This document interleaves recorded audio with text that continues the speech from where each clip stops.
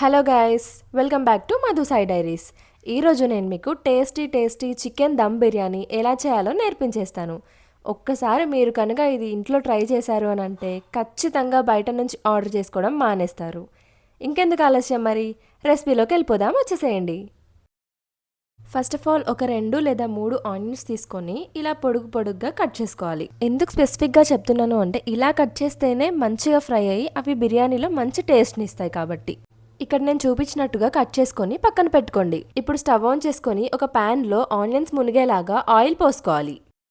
ఇప్పుడు ఆ ఆయిల్ని హై ఫ్లేమ్లో పెట్టుకొని బాగా వేడైన తర్వాత పక్కన పెట్టుకున్న ఆనియన్స్ని వేసుకొని ఫ్రై చేసుకోవాలి. ముందే చెప్తున్నాను, ఆయిల్ బాగా వేడైన తర్వాత మాత్రమే ఆనియన్స్ వేయండి, లేదంటే ఆనియన్స్కి ఆయిల్ పట్టేస్తుంది.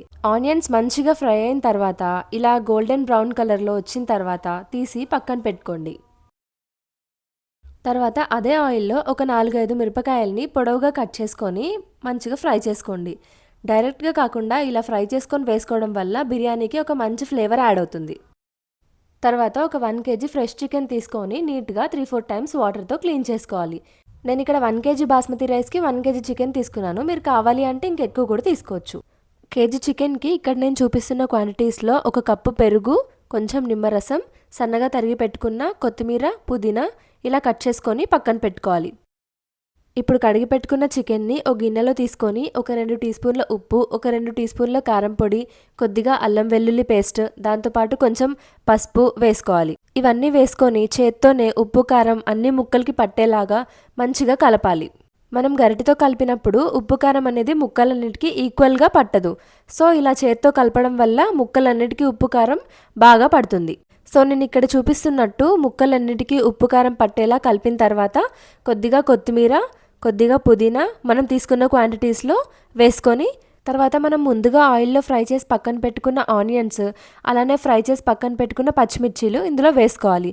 తర్వాత ఒక బౌల్ పెరుగుని ఇలా ఆనియన్స్ పైన వేసుకొని తర్వాత ఒక 2 నిమ్మకాయల నుంచి తీసిన రసాన్ని దీనిపైన వేసుకొని ఇందులో 1 టేబుల్ స్పూన్ ధనియాల పొడి, అలాగే 1/2 టేబుల్ స్పూన్ గరం మసాలా వేసుకొని మనం ముందుగా ఆనియన్స్ని ఫ్రై చేసి పక్కన పెట్టుకున్న ఆయిల్ని కూడా ఇందులో వేసుకోవాలి. ఇప్పుడు ఇవన్నీ వేసిన తర్వాత మనం చేత్తోనే ఈ ముక్కలన్నిటినీ మసాలా బాగా పట్టేలాగా చేత్తో బాగా కలుపుకోవాలి. ఇలా కలుపుకోవడం వల్ల ఇంగ్రీడియంట్స్ అన్నీ బాగా మిక్స్ అయ్యి మనం తింటున్నప్పుడు చికెన్ పీసెస్ అనేవి చాలా టేస్టీగా ఉంటాయి. ఇలా మ్యారినేట్ చేసుకొని ఒక 1 అవర్ పక్కన పెట్టుకోవాలి. ఇప్పుడు ఒక గిన్నెలో 2 గ్లాసెస్ బాస్మతి రైస్, అంటే నాకు ఇక్కడ 2 గ్లాసెస్ అంటే 1 కిలో వచ్చింది. 1 కిలో బాస్మతి రైస్ తీసుకొని కడిగి బియ్యం హాఫ్ అన్ అవర్ అయినా నానబెట్టుకోవాలి. ఇప్పుడు ఒక గిన్నె తీసుకొని దాంట్లో వాటర్ పోసుకొని మరగనివ్వాలి. ఇప్పుడు ఒక చిన్న బౌల్ తీసుకొని అందులో ఒక 8 లవంగాలు, ఒక 5 యాలకులు, ఒక 2 మరాఠీ మొగ్గ, అలానే ఒక అనాస్ పువ్వు తీసుకోవాలి. ఇప్పుడు ఈ మసాలాల్ని మరుగుతున్న వాటర్లో వేసుకోవాలి. వీటితో పాటు మనం కట్ చేసి పెట్టుకున్న పుదీనా లీవ్స్, అలానే కొంచెం కొత్తిమీర, అలానే ఒక 3 లేదా 4 పచ్చిమిర్చిలు కూడా మధ్యలోకి కట్ చేసుకొని ఇలా ఇందులో మరిగే వాటర్లో వేసుకోవాలి. అన్నీ వేసుకున్న తర్వాత ఆ వాటర్ని ఒక 10 నిమిషాలు మరగనివ్వాలి. ఇలా వాటర్ కొద్దిగా చేంజ్ అయిన తర్వాత మనం నానబెట్టుకున్న బాస్మతి రైస్ని ఈ వాటర్లో వేయాలి. మొత్తం బాస్మతి రైస్ వేశాక ఒక 10 మినిట్స్ బాస్మతి రైస్ని ఉడకనివ్వాలి.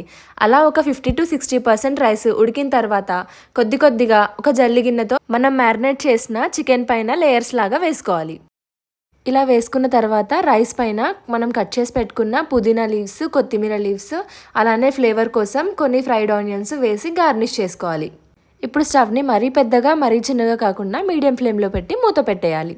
అంతేనండి. ఇంకొక 20 మినిట్స్ తర్వాత మూత తీసి చూస్తే బిర్యానీ రెడీ.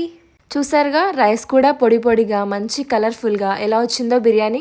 చూస్తుంటే నాకైతే అస్సలు వెయిట్ చేయాలనిపించట్లేదు. అందుకే వెంటనే ప్లేట్లో వేసేసుకున్న. పీస్ అయితే టూ సాఫ్ట్ అండ్ టూ యమ్, చాలా బాగుంది. డెఫినెట్గా ట్రై చేయండి, ఖచ్చితంగా మీరు లైక్ చేస్తారు. సో ఇంకెందుకు లేట్, మరి ట్రై చేసేయండి. ఎలా వచ్చిందో కామెంట్ చేసేయండి. అలానే మా ఛానల్ని కూడా సబ్స్క్రైబ్ చేసేయండి.